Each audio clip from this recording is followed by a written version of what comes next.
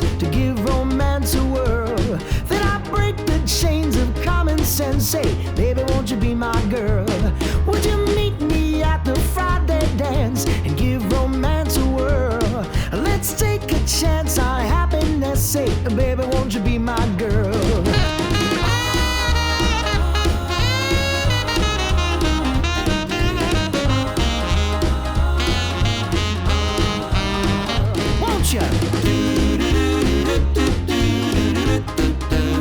Won't you be my girl? I said, baby, won't you be my girl?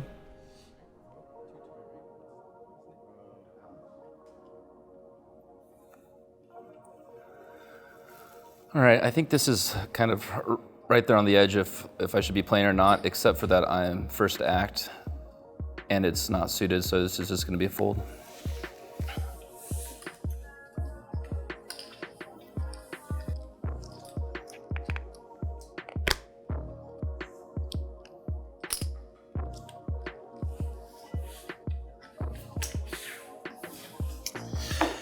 All right, so Matt has opened my big blind and, ouch, I mean, it's suited.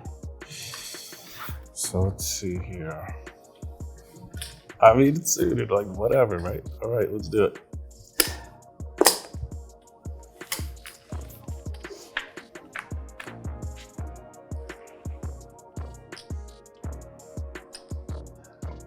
All right, first act.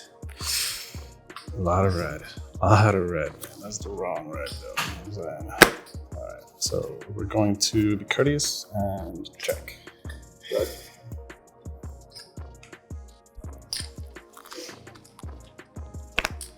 As I thought, we have no diamond here, and so these boards are a little bit challenging to play.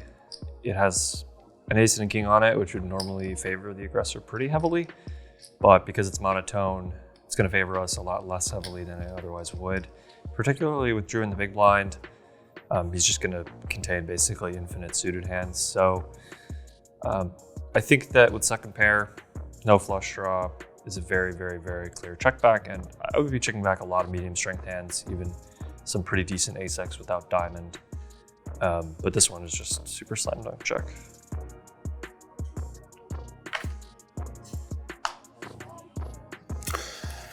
I think Matt misclicked checked. I was expecting him to bet, but I mean, I'm not gonna blast off here. So yeah, I'm just gonna check. Sure. So this 8 is going to probably favor him a little bit, but again, it's kind of a board where we both can connect pretty often, pretty hard, and I'm just so toward the middle bottom parts of my range that I should just be happily navigating this to showdown if I can. I imagine that Drew has a sort of similar type of hand where he has some sort of showdown value, something he doesn't really want to turn into a bluff.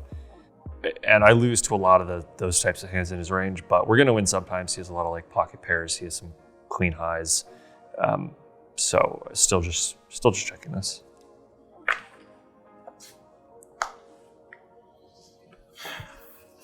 All right, so he actually checked again. This board is interesting. I can't win. But he checks again. So he's got some showdown, right? Yeah.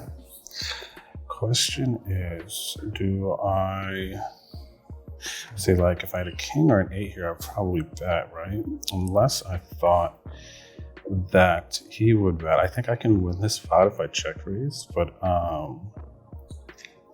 you probably, like, he would have to bluff like an under pair that maybe has like a diamond, right? If I check to him.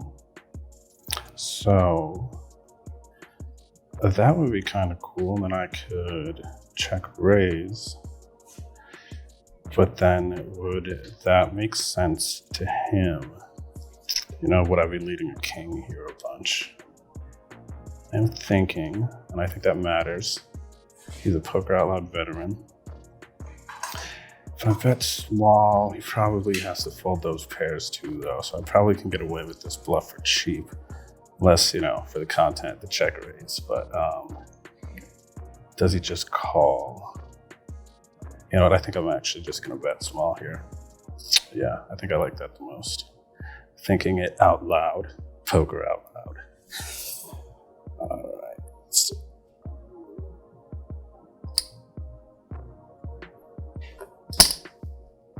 $15. So I was really hoping this would happen for very obvious reasons, but one of the really nice things about making a boat on this board, particularly with a king, is that Drew can still have some 8x here. That's pretty strong. But maybe more importantly than that, the board itself actually beats the vast majority of both of the hands in our range, I would say. Queen high doesn't even play here. And so when I raise here, it's not that hard for me to have hands that want to get him off of a chop, sort of get into a rebluff for here. Now, I don't know how often I would actually do that, but I think that there are so many hands available for me to do that with, and I still have low frequencies of some of the very strongest hands on this board. I can really have any quads at some frequency. I can have aces full at some frequency. I can have ace king at some frequency. So there's a lot of those hands that he can't have. And so I think that particularly given how many bluffs are in my range and the fact that I could potentially want him to fold an 8 here, I think going for some sort of like ridiculous overbet is kind of cool. Now, I don't know a ton about how Drew's gonna approach this. I don't know if he'll level himself into thinking I'm trying to get him off of a chop. But I think it's possible. We also now beat any slow played flushes, which I don't know if he would bet here like this or not, but with his sizing, I think it's kind of reasonable if he does ever check flushes twice, which is probably unlikely. So I think with 35 in the pot going to the river and betting 15, I think just going like close to 3x pot is kind of cool. And we won't get called that frequently, but I think it's better than going to like 35 or 40 and getting called at a higher frequency. I don't think we get called such a high frequency at 40 that that's going to really be better than going like, I don't know, 100 to 120. I kind of like 120 just because it just seems so outrageous. I think that's what I'm going to do.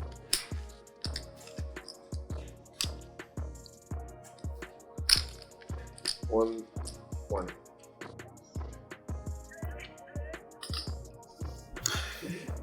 All right, so he has raiseth.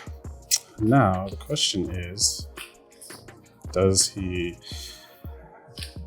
if he had a small pair, just call for chop, right? Like what's he bluffing with here?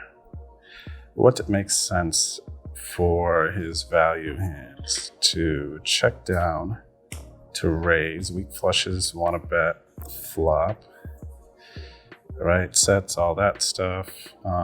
So it's like, does he have like a king, queen, king, jack with a no diamond that he wanted to pot control?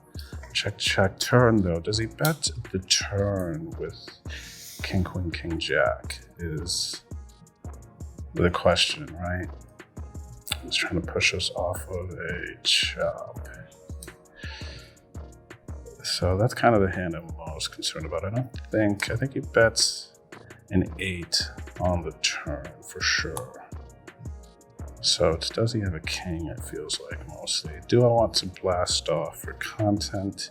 He's repping very, very thin here, it feels like. The king X, so. Yeah, so much just has to bet turn. I think I am going to, what do you put out? 120. Repping very thin. I mean, this is gonna look like a blast off. For sure. Which is fine. This could, yeah, I actually think he's repping so thin. Question is, does he just like, I think he just calls for a chop. I think he's good enough actually. There's spots like where I think a lot of like newer players would like call for a chop, but I think G's know that you like raise. Oh man, I think I'm gonna do it. Yeah. for the content. Let's do it. We are going to make it. I think this looks value-y. Raise. It is 385.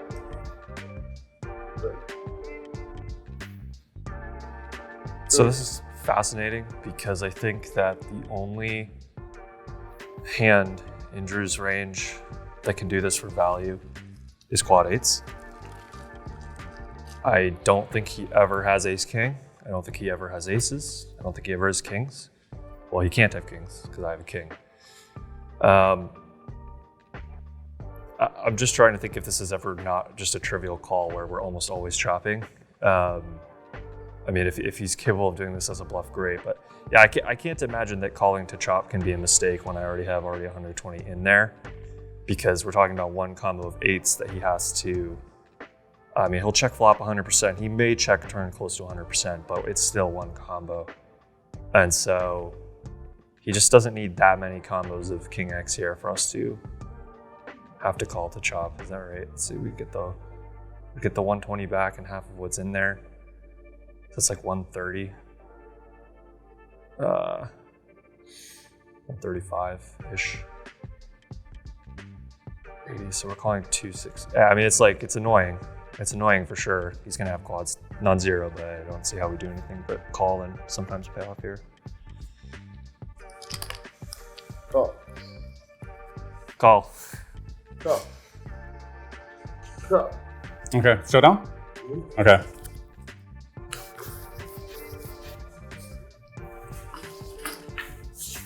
Nice hand, Drew. No one? Respect. Some fucking respect.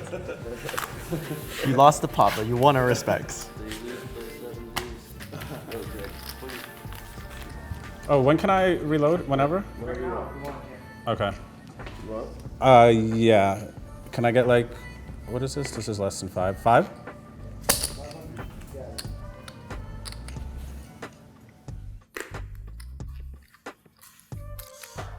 Nine deuce offsuit?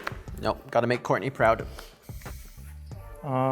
So this is probably bottom of our range on the button, but it's good enough for us. 15. All right. Well, here we go again, buddy. What do you got? Okay, that's easy. Good for you.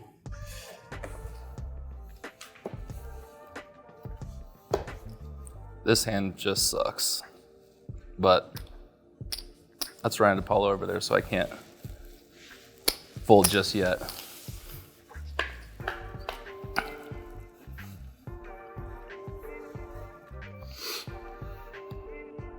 Checking. I wish we could table talk because he don't want none, and I want to pick his brain. I saw him wiggling his cards, messing around. I mean, I don't know. This is totally exploitative, but I'm gonna check back instead of bet.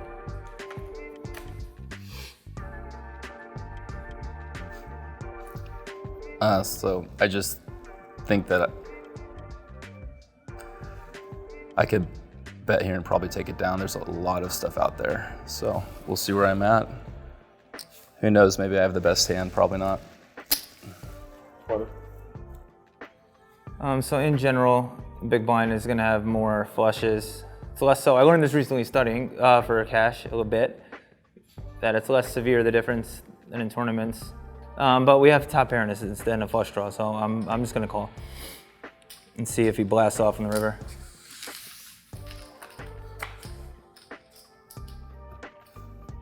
All right, well, I picked up a straight draw. I think that Ryan would call me down even with a 10 and a jack. Maybe he just called because of the spade, but I have absolutely nothing, so I'm just gonna give up. Check. Definitely wanna milk his tits with that jack. But I'm scared he's lip reading me, so I'm gonna say that I have a bluff. I'm gonna just say the word bluff a bunch of times and hope he sees that. I'm gonna bluff, I'm gonna bluff. Nah, maybe he'll pay 25.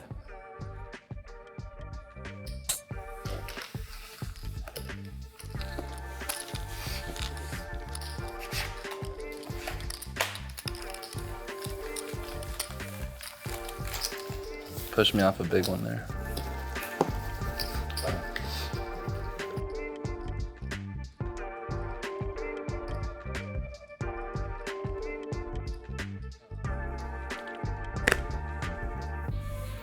I'm just happy to be here.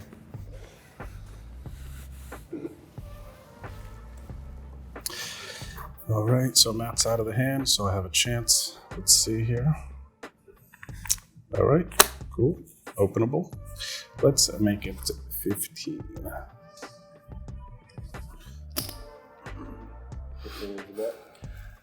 Okay, so out of position with marginal hands, you typically want to 3-bet or fold.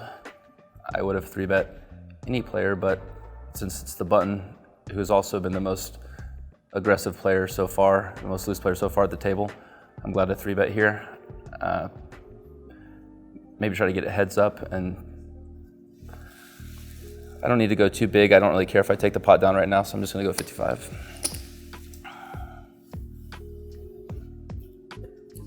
Or so I thought. I had a chance.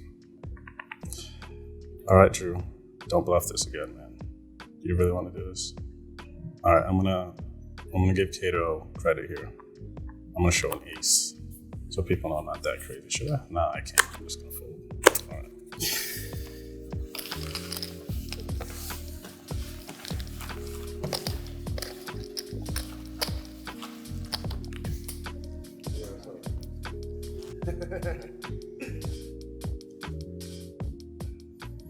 Well, we've been in this position before. Pocket threes again in the low jack. Last time I opened here, Cato 3-bet me. Let's see if he does it again. I'm gonna start talking vicious shit about each of the players just to see if they react, just so the next time I have a hand. All right, Greg has opened. We have. Cool. All right, another pocket pair. I could 3-bet this since I'm on the button, and it's always good to take the initiative. But I think it's just better to also keep it simple. And there's so few things that will improve my hand. We'll just see a flop. All right, so yeah, out of the big blind, facing a raise, especially to this size, we'll be doing quite a bit of flatting. And that doesn't change a ton when there's an additional caller in the hand. But this hand in particular can go a couple of different ways. Flatting certainly wouldn't be terrible, but I think that squeezing probably has more merit. We have good blockers to some of the hands that Greg from under the gun would be most likely to either call a 3-bet or 4-bet with, like ace king, ace queen, pocket kings, pocket queens. And Cato here just flatting mostly doesn't have any of those pretty strong hands anyway. So I think squeezing pretty big here is going to be probably better than flatting. And I just have to decide on sizing. I think when there's a caller involved and against these relatively small open sizes, given the large small blind, we can go pretty big to like 5x, maybe even a hair larger. But 5x is just a nice clean 75, so I think that's what I'm going to do. 75 is the bet. Okay, well, I had bought back in with the hopes of being able to call and set mine here, but I have to do some math. So 20x rule, 15, 3-bets at 75, that's 60, 60 times 20, 1,200. God damn it, why'd you have to 3-bet so big? I feel like it's Groundhog Day all over again, but I can't really go chasing my set now, so.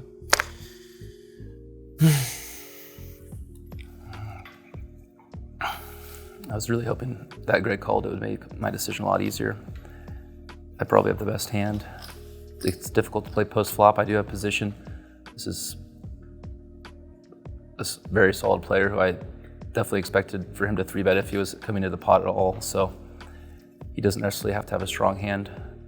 He's got plenty of chips behind where I have some money to be made if I do complete my hand. So I'll see the flop.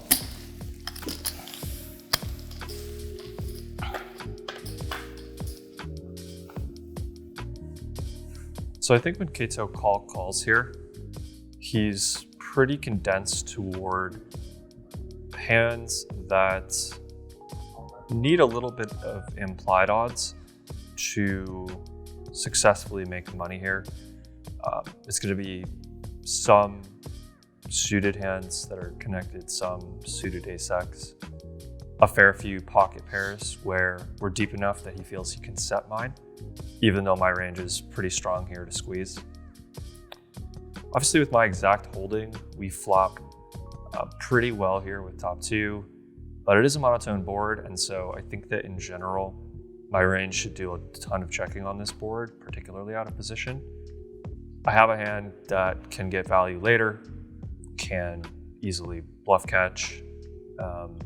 Depending on sizings, I would even consider check raising on this board, but I think that for the most part, this street is going to be a check call most often, looking to get streets in later if it goes check check and the board stays relatively clean. All right, my poker theory is not top notch, but for some reason, my classic live poker instinct told me that he was gonna check that flop. It seems like a pretty good one to check even if he has a strong hand. And one of my very few outs is not gonna put a fourth heart on the board. So I think I'm just gonna play the same strategy and check back.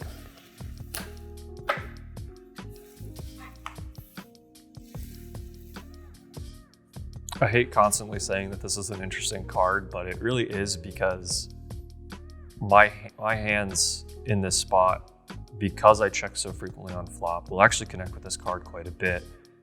And I think that from Kato's perspective, it's sort of a bad card for most of the hands in his range. I think his check back range is some slow played flushes, but if they're slow played flushes, they're going to be most of the ace high ones because they're not really vulnerable to much. And I think that most of my range now does actually want to bet. We're in a situation where a lot of his hands either have very, very little equity, but I'm not going to get any future value from them now, or they have a fair bit of equity through a flush draw and a set draw, and I really don't want to let those hands see a free river when they're almost never ever betting the turn. And with action killing rivers being at this point almost as common as they are not, I think that it's a pretty clear bet, but we don't want to blast. It's still a board where he has flushes, I have flushes. I don't really want to just be betting my 1 and 2 pair combos for massive amounts. Just a bit over half, around 60% is pretty reasonable. So I'm going to bet 100.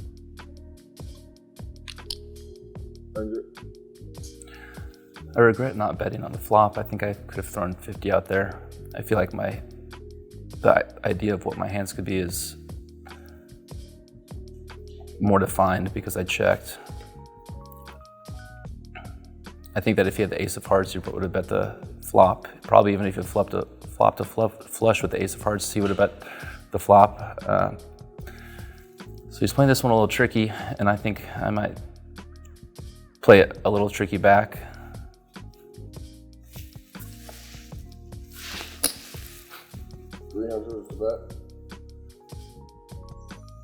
So I was starting to think about this in my head, obviously, because that's where you do your thinking. But facing a raise here is somewhat disastrous for this specific hand because we have absolutely no blockers to his strongest holdings.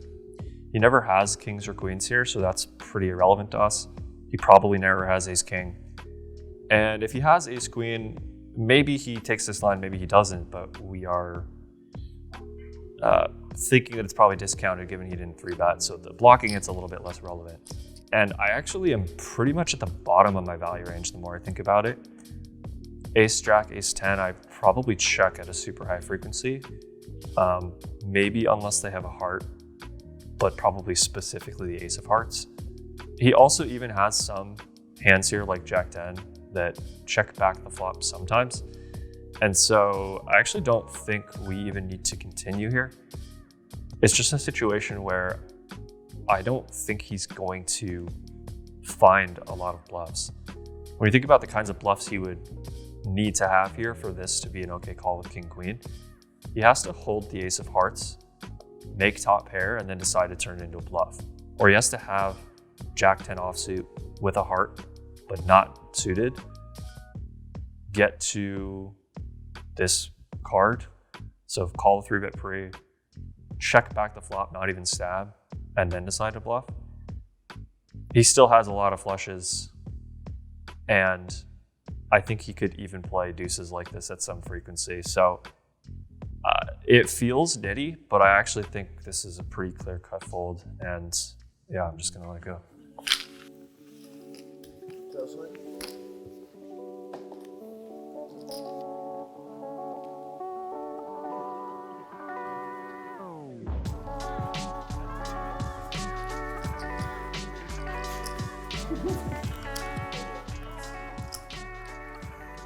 We fold.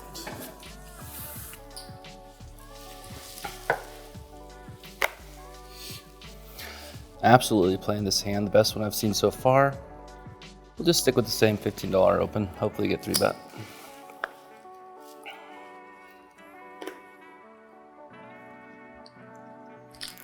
So I think this is one of those spots where in the small blind, we get to flat a little bit wider when the small blind's equal to the big.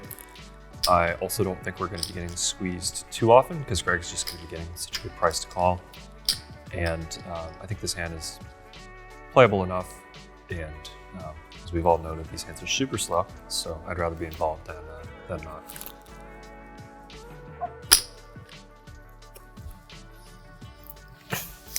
Okay, with King 9 suited, I was thinking about my 3-bet bluffing range today, and I thought King 9 suited would be one of them. And my plan here was to 3-bet bluff any button or cutoff open. So I'm gonna go ahead and do that. I'm gonna do a 4x raise out of position plus Matt's call. So that comes up to a grand total of 75.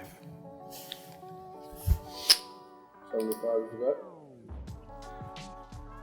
All right, so these guys are all smart players, and you always tend to expect a 3-bet. This is a situation where I could 4-bet, and for a few reasons, I know he's probably a little bit out of his comfort zone. I have a better position. I may even have the better hand, but it does have post-flop playability. And I just don't feel like artificially inflating the pot for no need, so we'll call. So I think it's a tempting spot to continue here, but there's sort of a big issue going on, which is that a lot of the hands that Cato flats this 3-bet with dominate us pretty significantly, whether by flush draw or top card. We won't often make top pair, and even when we do, Greg's range is going to be probably pretty dense to over pairs, as well as dominating us a fair bit of the time. So even though I think flatting is fine, and we won't get squeezed super often, when it happens, it's fine to just fold.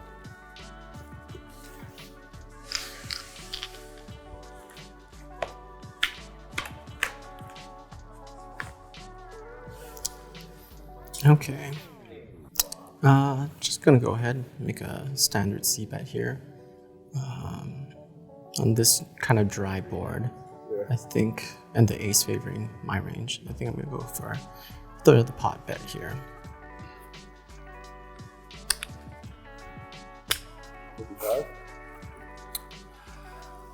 All right, so no spades on the board, but I am drawing to the nuts. And often when an ace is on the board and I find that another player's out of position as an original aggressor, they'll shut down real quick if they start to get pushed back on a little bit without an ace, simply because it's hard to get someone off an ace. So I'm just gonna flat this, and we're gonna start to try to turn up the heat on later streets.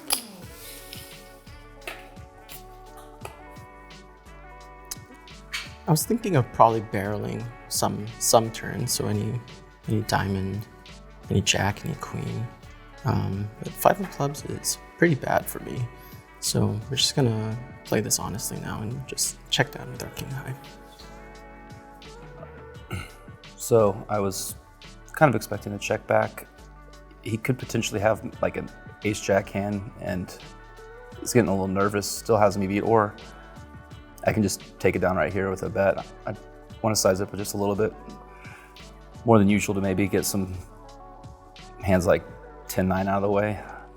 but I just don't feel like he connects very well with this board unless he has an ace. So I'm going to do a...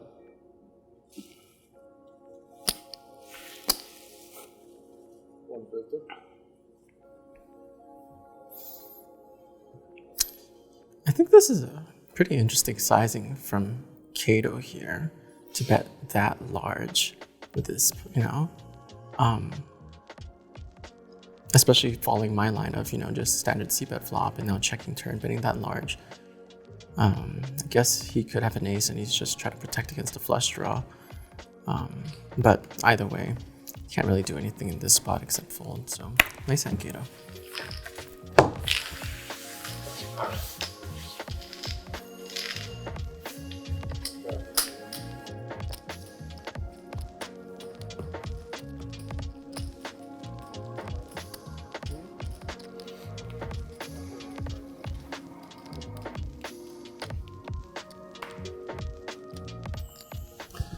All right, we do not have a playable hand. This is playable enough for me. I'm never going to limp in. I'm always going to open. Stick with the same 15. 15. This song has me so mellow, I don't even want to play a hand, but I have a pocket pair on the button, so I don't think I could forgive myself if I don't. But I'm just going to be along for the ride here.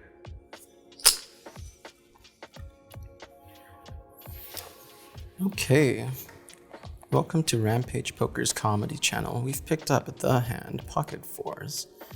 And I know from the small blind, it's either raise or fold. I know that's what you should do. And I'm kind of just thinking, how often is Ryan gonna 3-bet us out of this? And I guess I could take the lead of raising here and taking aggression, but I'm going to hope that Ryan... I'm just going to play a bit more passive, and hopefully Ryan doesn't 3-bet our shoes off. All right, so I went from clearly calling to folding to now clearly calling again, probably, which may be a reverse strategy, but usually not. Only in dog shit cash games you go 4 ways to a flop. Never in good tournaments, or even really against good players generally, 4 ways to flops. But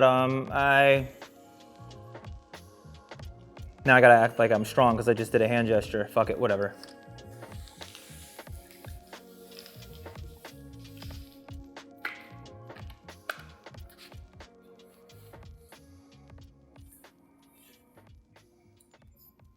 Thought process right now. Be chill. Don't give away anything. Be very, very chill.